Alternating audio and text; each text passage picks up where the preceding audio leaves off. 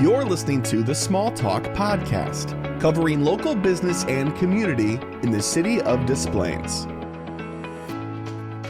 Hello and welcome to Small Talk, connecting business and community, brought to you by the Des Plaines Chamber of Commerce and Ian Ryan Interactive. I'm your host, Andrea Bewer, the Executive Director of the Chamber, and today's episode we are featuring owner and jeweler Heather Wahl and Parker with RC Wahl Jewelers in Des Plaines. They're going to be talking about how to find the ring of your dreams for your significant other from an insider perspective.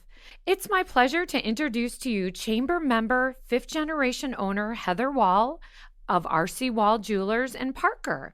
I've had the pleasure of working with Heather and Parker over the past 7 years, and they've been such wonderful community partners and supporters of the Chamber.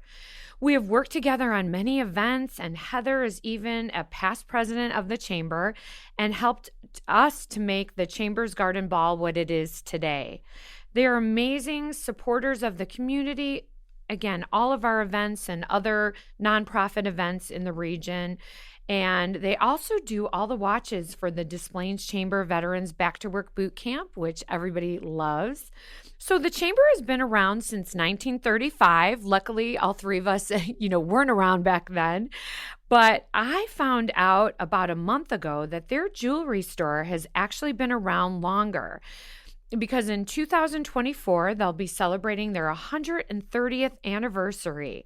So congratulations. That is incredible. A jeweler to be around 130 years in Des Plaines. Awesome. So Heather, could you tell us a little bit about yourself and Parker? Sure.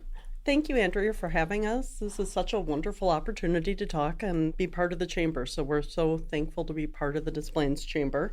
I've been doing this my whole life. It's jokingly been said in the store that they planned the pregnancy so that I wouldn't be born during Christmas because it's just too busy to have a child during Christmas. Way too. I bet Christmas, February with all the engagements. I think, yeah. Yeah, so. It's good that you were born. Yeah, I was planned for an April baby and was in the store from the time I was 2 weeks old. So I've been doing this forever and have learned about working on the bench and working with jewelry when I was in high school and college.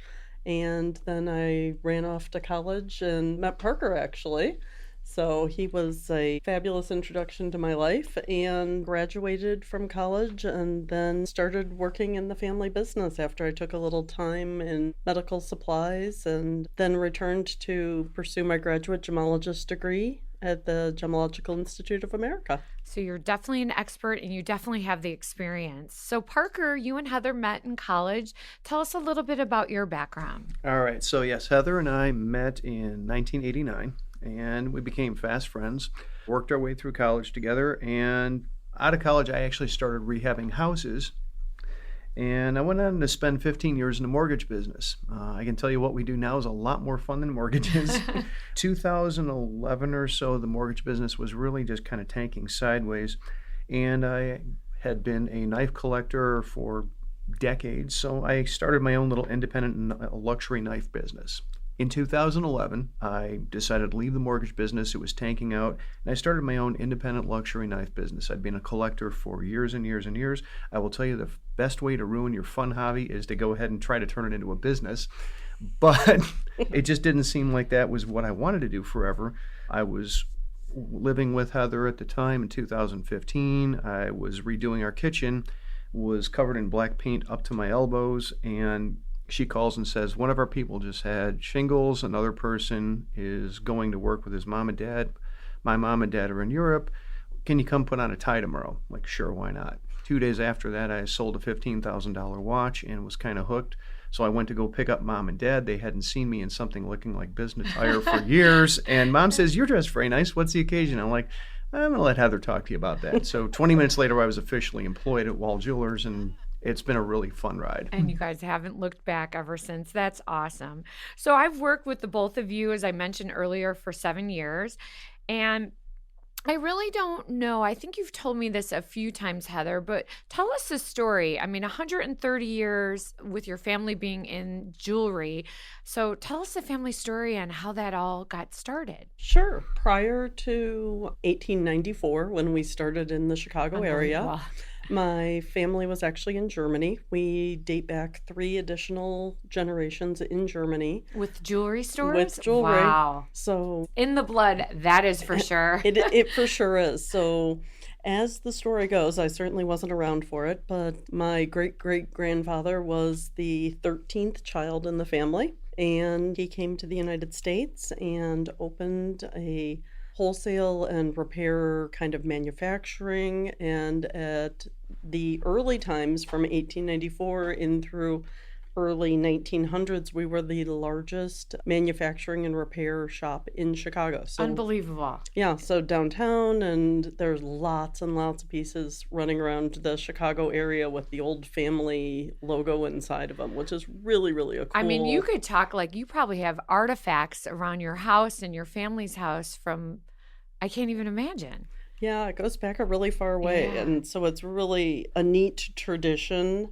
And in 1949, the Cray family actually was in Des Plaines, and they were customers of my great-grandfather and grandfather, and their family was retiring. And so we acquired the store on Minor Street, and that's sort of how the Des Plaines connection began. And we've been here ever since then, and just love the community, reinvested when we built the location we have now in, when was that, 1989, that we built the store down on Minor Street, kind of a few feet over from where we were before. Our building was kind of in bad shape. It's definitely not now. No, so I've got to work alongside my parents in the store for over 20 years, and it's just been a wonderful family connection. I love what I do, and designing jewelry and getting to create things. It's really fun. That's incredible. So obviously, being in the jewelry business, your family since the 1800s, how has the jewelry industry changed through the years? I know you won't be able to go way back then, but how has it changed for you? What have you seen since you've been there? Since you were a young 2-week-old? Well, I mean, even if we just look back in the recent past, there have been lots of changes, evolutions. We've most recently kind of come to see laboratory grown diamonds become really, really popular. There's a few places in Des Plaines that I actually think do that. Yeah, Crazy. we have those. We do computer aided design, so CAD design, and Pinterest and social media as a whole have become a huge factor in helping people to become aware of new styles. It used to be that things changed in a much slower fashion, but now with it's immediate. Everybody's just kind of getting instant awareness and seeing things on the red carpet. It's changed so much. And then Zoom and FaceTime and all the things. I think COVID, really, as terrible as it was, has provided us with all sorts of new ideas about how we can work with people that know us. Especially new clients all over the United States, the world. I'm sure you guys could connect with everybody, and you have. I actually just delivered a diamond to a gentleman who lives in the Pittsburgh suburbs, and he's the son of a client of ours. I'd met him a few years back. He moved out east. He needed to get engaged, and he reached out to us. I started talking to him on the phone, and then we started doing a couple of FaceTimes with me actually twirling diamonds on a little set of tweezers. It looks like a ballpoint pen, and he picked the one that was sparklier. See, amazing what technology can do. Yeah, we can do this in real time. We've actually put in software to make it easy for you guys to text with us. It's an app on our side on 6 laptops and 3 phones. And it's your phone on your side, so it looks just like a text message. It is a text message, and we can send you photos. We can take photos from you, design off of that. It really has changed how easy it's become to communicate with our clients. And that's great. So any of the listeners that may be listening to this, definitely listen through to the end, because you could get your diamond from them even if you live in another country. So, Parker, you married into a family of jewelers. How did you go about finding Heather's ring of her dreams? That had to have been impossible. Well, you had to get her involved. So I'm going to start. She must have known. I'm going to go ahead and clear up one misconception a lot of folks have. Heather and I, we are like an old married couple, but we are not actually married. Now, that doesn't mean I haven't bought several rings in the hope, but as long as she keeps saying, sure, maybe, I get to keep buying no rings. She's currently rocking today a beautiful carat 72 sapphire set in a diamond halo and a 3-carat emerald cut laboratory diamond. And I absolutely love the laboratory diamonds. I'm a big fan of the OGs, the Mind Stones, but there's really something neat about being able to take technology and make it the real thing. And, you can just take an image from start to finish, and that includes the diamond. That's amazing. So it's a commitment ring. Mm-hmm. Yeah. Yep. Well, she'd have to be to tie her wagon to this. Exactly. Okay. So for those that are looking to get into a commitment or looking to get engaged, so we want our listeners who are thinking of getting engaged, let them know, where do they begin? Obviously, they have to get somebody to say yes and somebody to be interested, but how do they get started searching that ring? Sure. More often than not, we see people shopping together. So it used to be, when I started doing this many moons ago, often it was he came in, he picked a ring, he surprised her with a ring, and there were very few hints or knowledge of kind of what she was going to get. It was sort of open the box, and it was I still think that's cool. total surprise. Now it's a little different. The girls want to have some input, or the recipients of the rings, I should say, because we do all sorts of different rings for different couples. But more often than not now, the couples are coming in together, or he's coming in with her Pinterest page with some hints and ideas about what she wants. And one of the things that's really neat is we can take inspiration from those Pinterest pages, because often we find it's awesome that things like that are out there for people to see. A lot of what's on Pinterest and a lot of what we see on the engagement ring websites out there aren't really designed for everyday wear.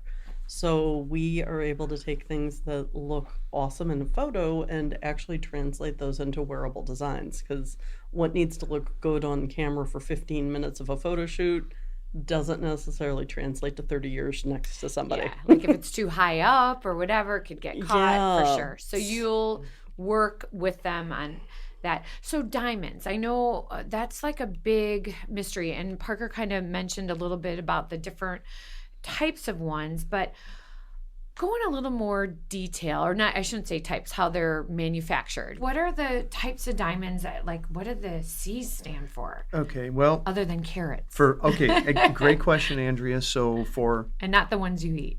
For decades, it was 4 C's, okay? The carat weight, as you allude to, the cut of the stone, which is where all the pretty sparkly stuff comes from, actually. The clarity of the stone, meaning when I look at it, either naked eye or with a magnifier, how many character marks and where are they? Do we see them in the stone? And then, of course, the color of the stone. How close to pure white or not close to pure white, or even a fancy color like a deep yellow or a deep brown or even a deep blue. Now we have 5 C's, and that 5th C is a really important one. It's choice. The choice is, do I want to go with a Mind Stone, which has been waiting for you for 1.5 billion years for you to see it and fall in love for the first time with it? Or, you gotta find it though. I let that go to other folks. We are in essence the last stop on the chain for that. And there are a lot of very talented folks going from finding them to mining them to digging them out of the ground, sorting them, and then cutting them. They come to us and they're just gorgeous by the time they get to see us. But that 5th C, that choice, the other choice is, do I want to go with a laboratory created stone? Yeah, so we have beautiful laboratory created diamonds. Often you can select something that's a larger size, a higher color, a higher clarity, and at a fraction of the cost of a mined diamond. So there are some real cost savings to the laboratory grown, and a lot of people work in technology and they like the idea of the technological. So I can make an argument for either of those things. That's great. So what is grading? What are the grading reports for this stone? What exactly is that? Sure. It started out, there wasn't a strict grading until probably it really kind of came into fruition in the 80s when the Gemological Institute of America created the color and clarity chart that we're kind of used to today. So we talk about D, E, and F color diamonds being colorless, and then you have the near colorless diamonds, and that means when you're looking at them, we see a little bit different body color within the diamond itself. Then they created a report where you can actually have a third party, not just the consumer and the jeweler taking a look at it and assessing those things, but a third party report that gives you some added confidence in some circumstances that they feel that somebody's else has looked at it and said, these are sort of the High grade. yeah, these are the proportions and things like that, which is a really neat thing. It doesn't necessarily tell you that a diamond's beautiful, just like we could say, well, these are the proportions of a woman, and if Right, you to don't each see his own, them, right. that doesn't necessarily mean it's more or less beautiful just because it has A less these of a grader. proportions. Yeah, Got it. so there's a lot to it, but those grading reports have become really sort of, I would say most of what we sell these days has a report that comes usually from the Gemological Institute of America. IGI is also a really popular lab right now that we see a lot of gemstones come in, and then they have a little laser inscription on the edge of the diamond, so it helps you identify your stone. So you'll know where it's at. So Parker, what types of metals do people set their stone in? I know there's lots of different options. Absolutely. The most common options that we are seeing right now, obviously gold is very popular and has been for decades, be it white gold, which has the facing of white, and it's finished in a precious metal called rhodium, and it is the gleaming white that you see in our showcases. Yellow gold, obviously, has always been a perennial favorite. And then rose gold, which has a little bit of copper added to the alloy so that it actually has a rosy or pinkish cast to it. Really, really pretty on some skin tone. Platinum was pretty much the go-to metal before World War II, and during World War II, platinum became this very important strategic metal, so gold started breaking in and getting a little more popular. We still see platinum rings. Platinum rings do last for generations, so some of the rings that we actually work on to restore are platinum rings from the turn of last century, where you see this gorgeous Art Deco wirework that is still capable of being brought back to new. Just platinum just lasts, and it's gorgeous. It's really fun. Take a look maybe at your grandmother's rings, and if they got married around the time of the 40s, her engagement ring's probably platinum and her wedding band is probably white gold because we didn't have the platinum to make those rings. Yeah, because it was for the wedding, which is really neat because they develop a different patina through time. So it's a really nice way to see the aging process. And see the marriage of the two. But we're seeing lots of yellow gold right now. It is really super popular again. Well, this really leads me into my next question. So obviously if they have a platinum ring or a white gold ring that's been passed down from their family, can they modify it? Can they even take that same platinum setting and I've heard people melt it down and make what they want of it? Or one of our favorite things to do, actually. I recall actually having a mother, grandmother, and their 18-year-old the 18-year-old daughter or granddaughter coming in with them, and they wanted to restore this ring for the granddaughter, and granddaughter really couldn't figure out why we wanted to take this beat-up old ring with a scratched-up old stone, and what's the big deal. And we wound up taking the stone out, repolished it, recut it, rebuilt the ring completely from the bottom of the shank up.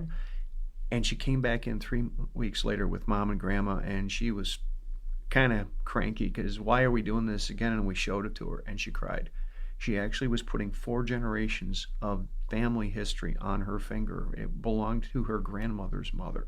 wow. And that was where I got I got chills watching this. It was an amazing lesson in family history, but also just the sheer connection of those generations through one talisman. It's one of my favorite things to do is to rebuild a piece of family history and get it working for the next person. That's incredible. And there's some circumstances where the style just is not a fit anymore, where you do go, it. I just can't, this princess ring is not my thing, Right. but the stones mean the world to me. Yes, we absolutely restyle. So sometimes it's just those gemstones, sometimes it's adding something new to the mix. So obviously some of these things might cost a little money, some might not. Do you guys offer special payment options? Sure, we've got, classic layaway where some people just want to leave a deposit and then make some payments in the store. We have financing options available. So you work with them? Yeah, long-term, no interest, or in some cases like a really extended time, 36 months, with a little bit of interest. So there's lots of possibilities. So could someone trade in a ring? Like, let's say they have some valuable jewelry. Could they come to you and say, hey, I want to get a ring. I want to trade this stuff in and then still get something brand new, and they could use those monies towards it? Absolutely. Okay. That is a regular thing for us. We can't buy it. I don't have the licensure for that, but we do actually take trade-ins all year round. We will look at the diamonds and see where it fits into our stock needs. Obviously, precious metal, we go ahead and we give a recycling credit for that towards purchase of something new or some work that we're doing on something else. So yes, we're very able to do that. So they really can afford and get that ring of their dreams. So, okay, so they work out the payment options, they do everything, they get the style. How long does it take to actually get that ring to be done? I know it depends on what they're doing, but on average, how long does that take from concept to pick up? Sure. If it's something, we have some of the most popular styles right in the case, so you can make a decision that day, or we have mountings on hand and then loose gemstones. So you can do what we'd like to think of as kind of a semi-custom, where you're picking a mounting. We have picking a loose diamond and putting the two together. We have our jeweler on premise, so that can be done really quickly. And then sometimes there's the computer option where we're completely building wax and custom designing. And it depends a little bit on, some people are slower to a decision, but I'd say 2 to 4 weeks. Okay, that's quick. Yep. So before I go into the next question, I'm going to share a story, because I'm not only do I work with Parker and Heather, but they helped my son get engaged on a very special day. And I have to say, my son is in the Air Force and he lives in Washington, D.C. And I'll never forget when he said, Mom, I'm thinking of getting engaged. I need to go to a jeweler that I could trust. And Sarah, I know what she wants. It's got to be perfect. So fast forward, I gave Heather and Parker a call, and I'll never forget it. Everything that Parker talked about earlier and Heather's alluded to, they actually had Brandon on FaceTime and me, and we went through this whole process. He picked out the setting, the stones. They worked with him on concept and design, and they actually let me take a couple settings. Not to say that they would do this all the time. I was a little scared, but I got to take it so Brandon could pick out the ring of his dreams for his wife. And anyway, it was just fast forward, amazing story. So all of this came true. They worked with him on a budget, and he had a very interesting engagement story, which I'll let you guys say it. So that was just my experience. And I just have to say, I would trust them. They are like family to me, and they treated my family like theirs. And that was really appreciated.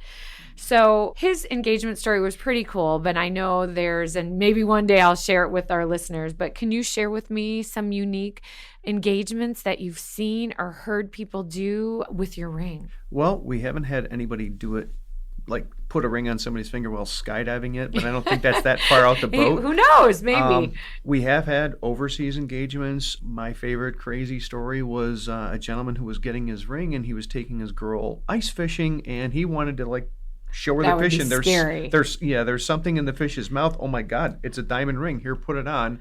They didn't lose the ring. I was hoping not. He didn't come back for another one, so we assume not. Yeah. But we've actually had a client locally go ahead and rent a helicopter to come pick her up, and so he could ask her above the city of Chicago, which I thought was really cool. But, I think sometimes the tried and true is maybe just the best one. You and a couple of friends or family. The current view of that is we need somebody taking video, where we love to see those. We've heard of flash mobs doing this, and, the flash mob, will you marry me, Sarah? Well, that's pretty darn cool. Wow. So it really is something that, you just get your own spin on it, have fun with it. Don't forget your lines. Show her the ring or show him the ring, and honey, will you marry me, or some variation like that. The ring will do most of the talking when you can't. Mm-hmm. One thing I wanted to actually add to the engagement ring conversation is, okay, so you, Andrea, you get engaged. You get this cool ring with a big diamond on it to wear around until you get married, right? The boys are feeling left out. A couple years ago, I had a young guy about 25 kind of sneak up next to me while his bride-to-be was looking at wedding bands or something pretty in the store, and he says to me, dude, I've been wearing the ring. I'm like, okay, I don't even know what to make. He's like, can I get it polished before the wedding? I'm like, sure. He felt like he wanted to be part of Team Us so badly that he put that ring on. Now, he didn't let her see it, but he's wearing the ring around.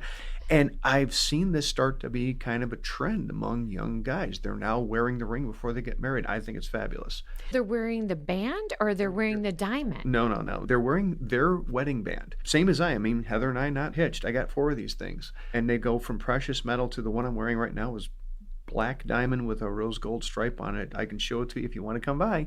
But it's a really cool way. I don't leave the house without one of these on. I feel very weird if I don't have one on at this point. So I take it my son Brandon's was the only national televised engagement that you guys had. I was going to say, are we going to tell that story today, sure. Andrea? Go for it. So Tell us. Brandon is United States Air Force. Well, he's now a sergeant in the Air Force, but at the time he was dating Sarah, who was an NFL Washington Redskin, which they're now the Commanders, cheerleader. And it was on Veterans Weekend or Military Appreciation Weekend in November, and it was right before the start of a game. I think they were playing the Atlanta Falcons, and Brandon got on the field, and a few of the other cheerleaders knew Sarah's an NFL cheerleader, and he asked her to marry him. But the ironic story is their both last names are Thompson. So it was Brandon Thompson and Sarah Thompson. So it definitely made national news, not just because of the last names, but because of the situation. And she said yes, and I'm going to have my first grandbaby in a couple weeks. So it turned out happy beginnings. So, and it continues to be many more. And again, it all started with RC Wahl Jewelers in Des Plaines. So how has been being part of the Des Plaines Chamber, just being part of the community, has that helped you all grow your business? I mean, again, since you've been there, I'm sure it's been a lot before. Yeah, I mean, I think because we've been so sort of entrenched in the community, my father was on the board of the Chamber of Commerce moons ago, and then I was on the board of the Chamber, so I've met lots and lots of people, and, not just the people that are participants in the Chamber, but also through community events has been super from... I don't know. There's so many things through the years. Yeah. And you guys are wonderful partners and have donated pieces that we've been able to fundraise for our foundation, and we give local scholarships. We help veterans. Just you guys walk the talk for sure. For sure. Amazing. Well, I would just love to say that we have met some folks through the Chamber that have been incredible cheerleaders for us, and it inspires us to be incredible cheerleaders for them. I'm not going to name names here, but you folks know who you are. But I want to say thank you to everybody who has spoken positively about us out there in the community. I mean, that's an easy thing to do. Nobody can get it right 100%, but if you try really hard, you can take care of virtually everybody that walks through your door. So we've talked about engagements and wedding rings. Why don't you tell us a little bit more, Heather, on some of the other products that you carry at the store? Sure. We have kind of everything. We try to have a selection of fun kind of fashion things. One of my favorites is Anya Hay. She does such just fun fashion forward, like $29 to $129. So many affordable things too. Yeah, really affordable things. We do custom. We really specialize, and I am beyond passionate about colored gemstones. Mm-hmm. So that's really important to us. And then repairs. And having an actual jeweler on premise is really unusual in this day and age. There are a lot of places to buy things, but there are very few people that actually service things. And we're proud our team has decades of experience. Our jeweler's been on the bench for decades. We have Jesse, who's been with us for a long time. He is got like 60 years of experience. Wow. So we're so proud of our team and everything that we have to offer. That's so true. So you can take care of everybody that walks through the door, but I know everybody wants to know, how could they get in touch with you? What's the best way? So our website is out there, Wahl Jewelers, WAHL Jewelers with an S.com. It's fantastic for ideas. I think most of our stock is re-uploaded every 24 hours. So if we have it in the house, you can see it on the site. You can reach us by phone or text us. Store number is 847-824-2025. If you're on the site, you can actually go ahead. There's a little chat box down in the right-hand corner, and you can actually start chatting there. And if it's after hours, you'll get an automated message. But as soon as we get back in the store, we start getting back and forth with you. And it does become a text at that point. And we're very serious about that. We love talking with folks that way. Well, thank you both for your time today. I can't wait to have you back, and we're going to have to talk about some other amazing jewelry things in the future. Thank you. Well, thank you much for having us. We appreciate being here.